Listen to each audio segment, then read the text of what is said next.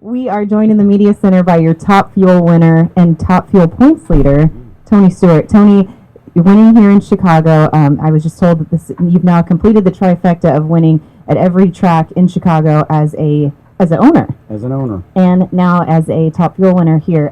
Tony, this is your first two-wide top fuel win. Just walk us through your race day and what does this mean to sit here as the top fuel points leader? You know, I said at Vegas that I was extremely impressed and happy with the progress. And by the time we got here, it was, you know, I knew on Friday with tricky track conditions, we were number one qualifier after the first round. The second round, smoked the tires, we fell back to sixth. Was still excited about it. And then coming into Saturday, I knew Saturday and Sunday with the forecast. Thank you, Jack. Thanks for letting me have the opportunity to actually get home tonight, still not tomorrow.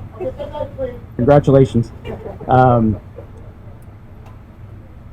I was really worried about Saturday and Sunday when I knew we had cooler track conditions. I knew that was going to play into Brittany and Steve and Coletta's and Langdon's and Antron. I mean, they can throw down big numbers when the track conditions are right. And so I was genuinely concerned about that because our program hasn't been there yet. But we haven't really had an opportunity.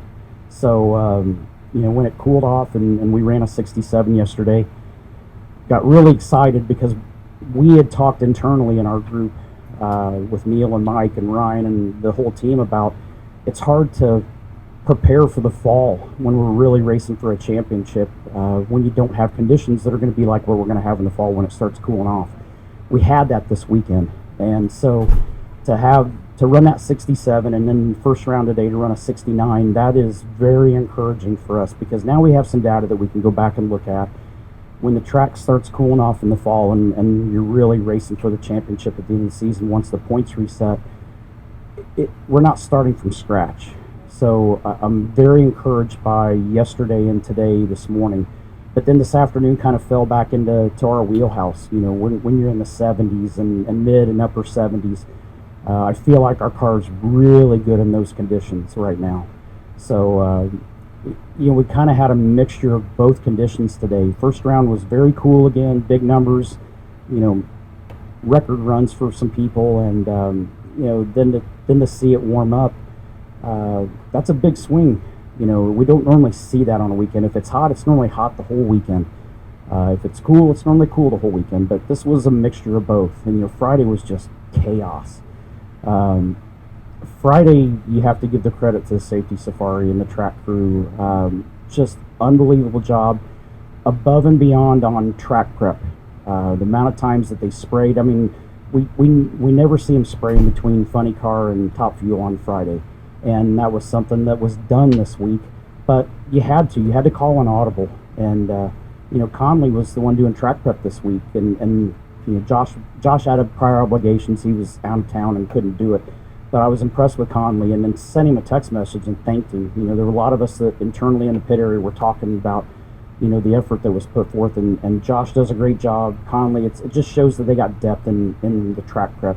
So we're very appreciative of what they did on Friday to give us, you know, the first round was a little bit tough, but it didn't stay that way all of Friday. Friday, late afternoon, the track was better, and they just kept working on it. And Saturday, I mean, we saw record runs, you know, track records getting broken here, and that's because of the work that they put in. So that gave us all the opportunity to work on things that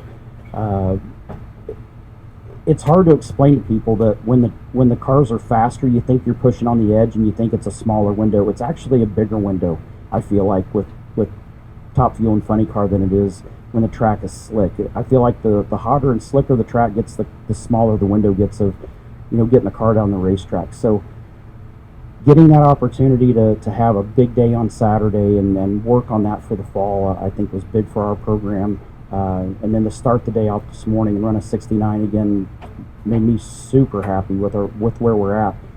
But the track heats up, we go out, we got a pedal in round 2. You know, Sean and I both had to pedal, and we were fortunate enough to beat him to the line. The hard part with that is you lose lane choice, so you sit there and go, man, now we're behind the 8 ball going into the semis with Steve, and Steve takes the right lane, we take the left lane. Steve smokes, unfortunately for him.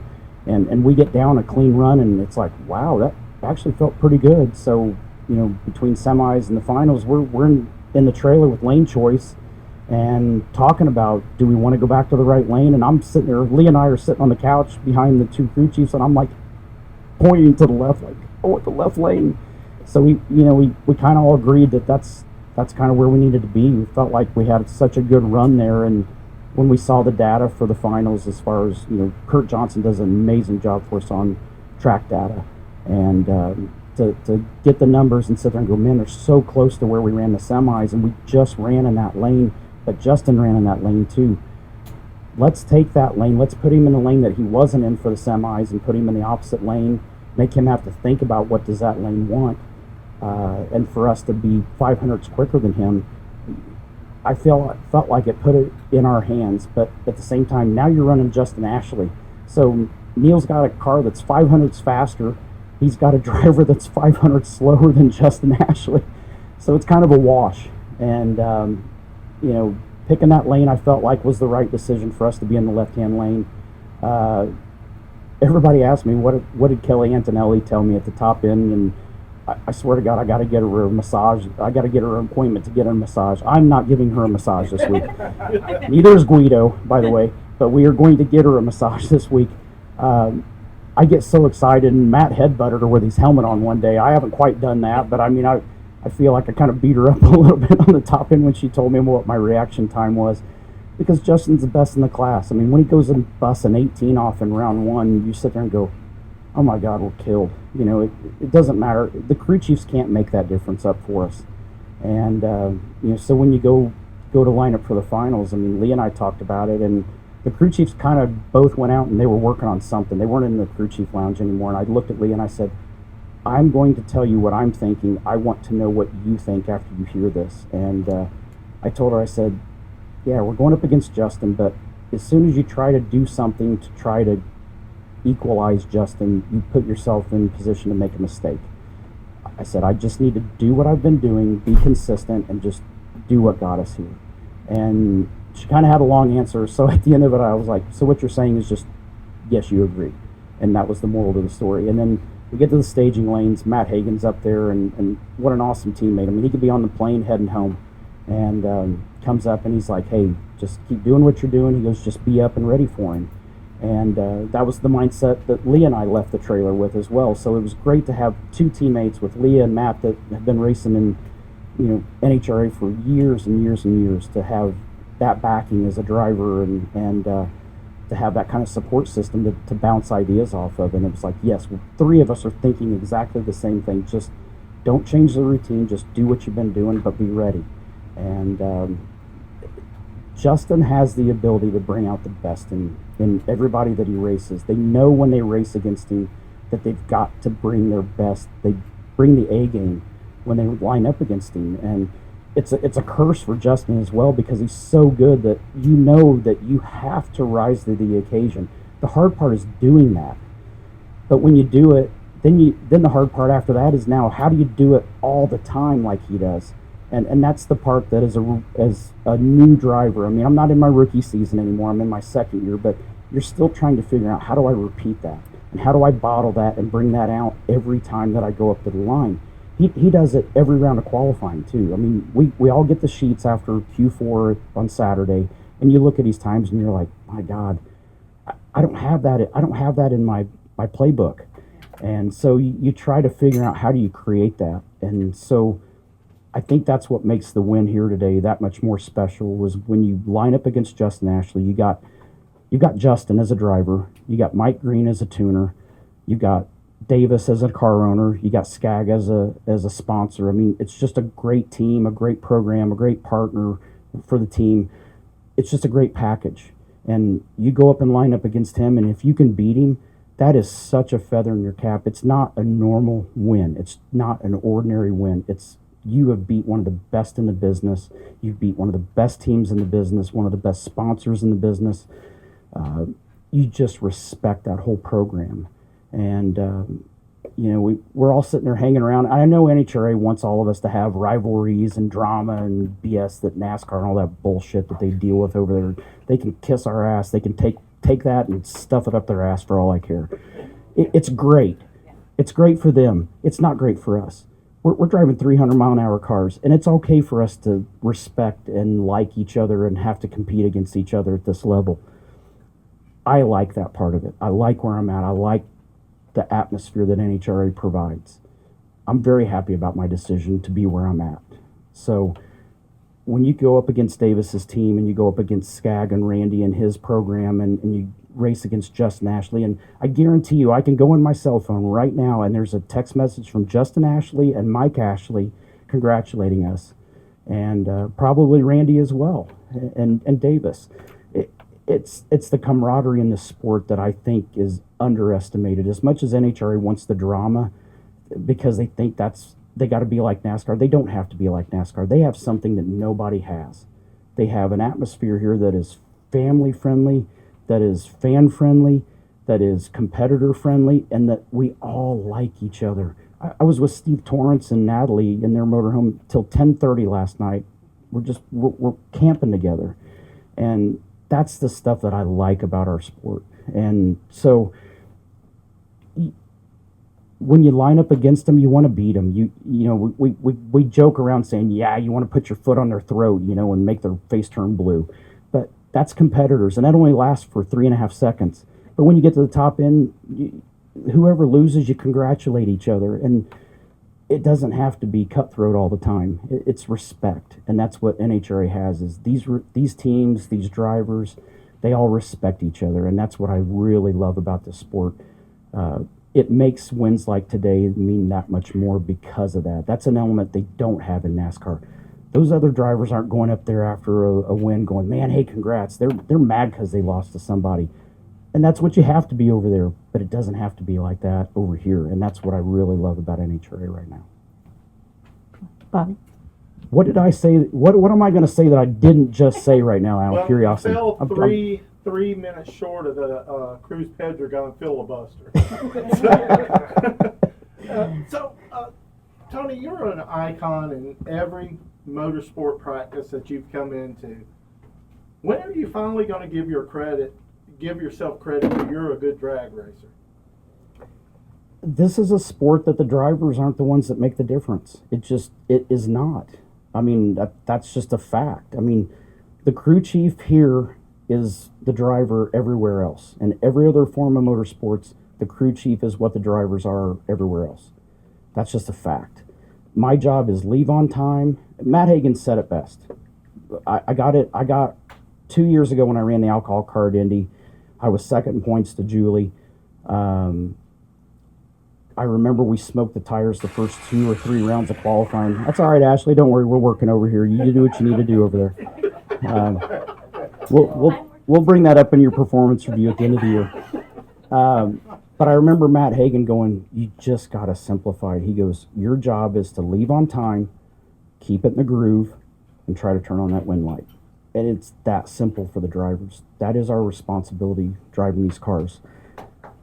I was 70% of the equation in sprint cars, in NASCAR, in sports cars, in IndyCar, in every car I've ever driven. You come to NHRA, it is literally like being on its own island, and now the crew chief is at 70% of the equation. I'm 30% of it. My job consisted of going up against the best lever in the class today. I was 5th in average last year, which I was proud of as a rookie. And my goal this year is how do I go from 5th to 4th or 3rd? And it's hard. I mean, I'm going up against Justin Ashley, Sean Langdon, Antron Brown, and Doug Coletta. Those are the 4 guys that beat me last year consistently. That is a tough group to beat. Got the utmost respect for those guys and everybody that's behind us too. We got an 8-time world champion behind us with Tony Schumacher. There's no slouches in this deal. But to sit there and be in the top 5, I was extremely proud of that. But I'm also a guy that doesn't go, well, that's good enough. And you can't be. Not going up against Justin, not going up when you race Antron or any of these other guys. And Sean, like we raced yesterday, Sean gave me a lesson this week. I mean, I made a big mistake on Friday, and he picked up on it immediately. Sean Langdon is probably the best student of drag racing that you're going to find in NHRA. And he has spent a lot of time with me that I'm very appreciative. Sean has spent a lot of time talking to me about the ins and outs about this sport. But Sean did exactly, I laughed yesterday. It was so funny. I lost the mission race to him, and I laughed about it because I made a mistake when we both ran first round of qualifying because we're 1 and 2 in the points. We lined up together, and he flickered the ball like is exactly what he's supposed to do as a driver. He flickered the ball, but it screwed me up so bad because the ball went out, and I didn't realize it activated the tree. And that's just a rookie mistake. You know, I learned from it. He did it again in the mission finals yesterday. And when he did it, I laughed because I'm like, I knew when I got in the car that he was going to do that. It's not like I was oblivious to what he was going to do. I knew the play he was going to make, and he did it exactly the way he was supposed to. Now, I didn't cut a 40, but I didn't cut a 209 that I did in round 1. I think I cut a 90 light in it. So I made an adjustment. I made it better. I still have to work to make it better yet, and Sean still knows that. But those are the things that veterans like Sean Langdon and Antron and Doug and Justin, that's the tricks that they know in this business. Those are tricks that I have to learn. But that's the fun part of this. That's the fun part of being the underdog and being the guy that is still learning his way over here, is learning all these little tricks. But when you learn from the best, and if you want to beat the best, you got to learn the same tricks they know. So I made a mistake and just had an off day on Friday, and Sean got him, and he used it yesterday. The bad thing for him is that he didn't realize that I knew he knew that trick. So I'll learn. I'll figure it out. It just takes time to do it. So Sean did exactly what he was supposed to do as a driver yesterday, and that's what made yesterday fun. Even though you get beat, and we smoked the tires anyway, but it still makes it fun because I appreciate the craft, the art of it, the art of being good as a driver in this sport versus everything else that I've had to learn.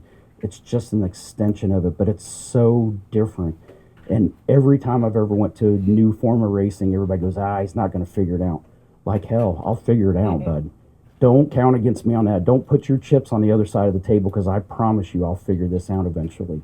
And here we are today. We won 2 races, and we might stumble the rest of the season. And I may look foolish for what I'm saying, but we got this trophy standing here, and we won 2 of them this year out of 6 races. So I'm extremely proud of our team, extremely proud of where we were as bad as we were last year. And Bradenton was like suicidal. We all left there, and we were all looking for jobs. We're like, we got to do something. We got to knit. We got to weave Indian blankets, or we got to do origami or something different than what we're doing, because we suck as drag racers. And to come from Bradenton and go to Gainesville and have the test week that we had and the race week, all of a sudden we got a car that's consistent and going down the racetrack. And now we knew we had a car that was good in the heat. Now we got a car that's showing some promise when the conditions are cooler. I'm extremely encouraged about the rest of the season. And it's no guarantee that it's going to stay this way, but to be 6 races into the season and leading the points, we got a lot to be proud of. So I got 2 for you. The first one, when you've won in the past, we've seen you get out of the car and you're pumping your fist and you're acting all cool and excited. These wins I've seen for you in the last 2 events that you've won, we've seen a lot of emotion out of you that I haven't seen since you won the Brickyard twice. What is it about these wins that get you so emotional? What is so important about them to you? I make a big mistake of reading social media, which I think we all make very vital, critical mistakes by reading the keyboard warriors that are dumbasses that sit in their mother's basements and don't do a damn thing and haven't accomplished anything in their life, and tell you how bad you are at what you do. But they can't tell you to their face. I've never stood at the ropes and anybody come up there and go, you really are bad at this, and you should put your wife in the car. But I read it on the internet that, why is he driving the car? His wife's way better. She almost won a world championship. Well, now they can kiss my ass. They literally can kiss my ass, and I'll sit there and stick it out for them too. Because they don't do a damn thing. They've never accomplished anything in their life. They don't know how to work hard to be successful in anything. That's why they say the shit they say on the internet. And to sit there and have to fight and prove these people wrong, that's the pride I take now. That's the pride I'm leaving here with tonight. I'm going on vacation with Buddy Hall and his family. We're going and having a great week this week. I'm going to celebrate this, because this is for all those people that say that I suck, I'm no good, I'm terrible, I've never been anything. This is for all those people. They don't have anything to show for it. I got 2 silver Wallies this year to show for it. we've proven these guys wrong. So they can say what they want to say now. Now they just look stupid when they say it. That's the pride I take in what we have, what we've done today, and what we're accomplishing. Tony, keep us how you really feel. I have trouble. I have trouble opening up and being honest and, letting my emotions go. But, I took a lot of crap when Leah decided to make the change to get out of the car. I had shoulder surgery at the same time, and so I couldn't do anything for literally 6 weeks. And I sat there and spent way too much time reading stupid people's comments. And I let it get the best of me for a while, but at the same time, it was my motivation. These idiots don't realize the more they talk shit about me, the more they motivate me to be better. It's like, that's my best motivation. So I encourage them, keep doing it. Keep coming at me. The more you come at me, the more I'm going to prove you wrong. The more you're going to make me work harder to prove you wrong. So they're my best teammates. And then the second question I have for you, next week you're going to be out in Indianapolis covering the 500 with Fox. Will you sit there at that desk on the race morning? Is that silver wallet going to be sitting on the desk right next to you? It is not. Come on.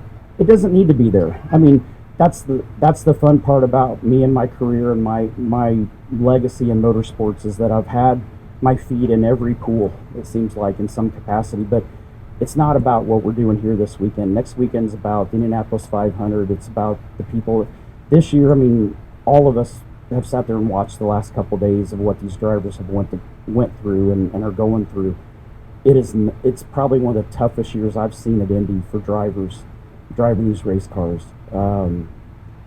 It's going to be a blast to work with Fox again. I've had such a great relationship with them, have done the NASCAR events with them. I'm still a NASCAR fan. Contrary to everybody's popular belief, I am still a NASCAR fan. But it's going to be an honor to be there and support the Indy 500 and Roger Penske and what he's done with the Indianapolis Motor Speedway and what IndyCar's doing. I've got great friends over there. I got Marco Andretti, Connor Daly, James Hinchcliffe that I'm getting to work with. This is going to be a lot of fun next week for me.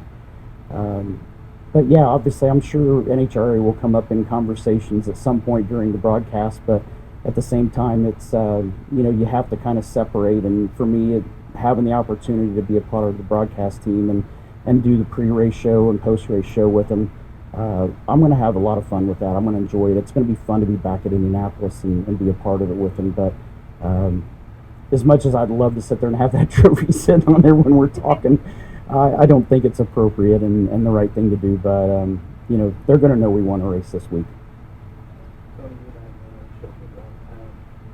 If you could turn the clock back, take all the way back from when you first started racing, when would you have jumped into NHRA? I don't think I'd have changed anything, honestly. I mean, to look back at what we've done, and I don't think I really thought about it until I had shoulder surgery a couple of years ago. I couldn't really do anything, so I was down for, the recovery was 3 months, and I sat there and thought, we've had surgeries before, and race car drivers are no different athletes than anybody else. They do it in half the time or less. But everybody goes, shoulder surgeries, there is no half the time. It's 3 months. And I spent a lot of time on the internet, and it's the first time I think in my life, in my professional career, that I've had the opportunity to just kind of hit pause and look back at what we've done in the past. I don't think I would have changed anything. I mean, I loved my time in the IRL. I loved my time in USAC. I loved my time with the All-Stars, the World of Outlaws, NASCAR, having the opportunity to race the 24 Hours of Daytona with the Crawford family. Just working with great people and getting to drive all these different race cars, and now getting the opportunity to come to NHRA at this part of my life and career. I don't know that I would have changed it. I don't know that I would have came here earlier, because I think that's what you're leading to. Would I have came here earlier? I don't think I would have, honestly. I've had a unique opportunity that not every driver has. Not everybody in this era, everybody's so specialized in their form, whether it's they go the open wheel route and go IndyCar racing, or they go stock car racing, or the guys that dirt track race, they don't necessarily want to go to NASCAR anymore. They just want to stay dirt track racing, and I'm appreciative of that. I mean, they're the best at what they do. It's been an honor to be a part of all these different forms of motorsports and to be able to go I've told everybody, every form of motorsports until I got to NHRA was kind of under this giant bubble. You know, NASCAR was kind of off to one side, dirt track racing another side, IndyCar, sports car. They were all in the bubble, and there was relevancy to all of those cars, but different, massive differences at the same time. When you come to NHRA, it is like Fantasy Island on its own over here, and you keep every Friday. I keep expecting Tattoo to walk through in a white tuxedo, going, "We're at the races on Friday." It is drastically different, but that is also what I've embraced about this too. Is it is a unique and different challenge that I didn't think at this part of my life that I would have an opportunity or had a desire to try. But when I met Leah, I mean, that opened this opportunity up, and because of her passion and because of Matt's passion, Dodge's passion, I wanted to learn more. I went to Frank Holly's driving school. The only reason I did that was because I sat in the crew chief lounge and listened to Leah talk debrief with the crew chiefs, with Todd Okahara and Neil Straussbaugh about the run, and I'm like, I think I know what that should feel like, but you don't know because you've never done it.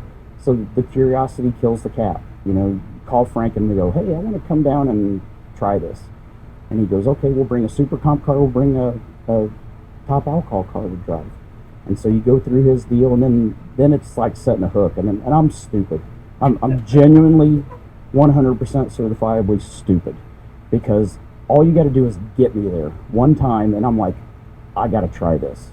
I've always tried everything. So you get me there, you get me in there, you get the hook set, and then next thing you know, I'm going to Vegas. I'm driving Leah's car at a test session. Don Schumacher says, "Oh, you'll be fine." Leah says, "Oh, you'll be fine." Dumbest thing I've ever done in my life.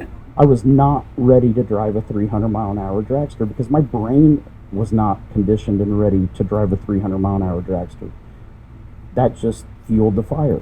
So now we go down the road. We're married. We've got a son. I'm driving the car, and we've won 2 races now. It's like, how does it get better than this? You're going to play quarterback for the Colts. I'm too slow, too small, and I don't like getting my ass kicked. So I don't need to. I don't even want to carry the footballs onto the field for the Colts right now, but I got a ton of respect for them. I love the Colts. Wish them the best every year. I mean, they're our hometown team. So, yeah, I don't need to be doing anything but driving race cars. I know how to stay in my lane, but my lanes seem to be like LA traffic. It seems to be 6 to 8 lanes wide all the time. Tony, thank you very much. Congratulations. Did I talk more than Jack?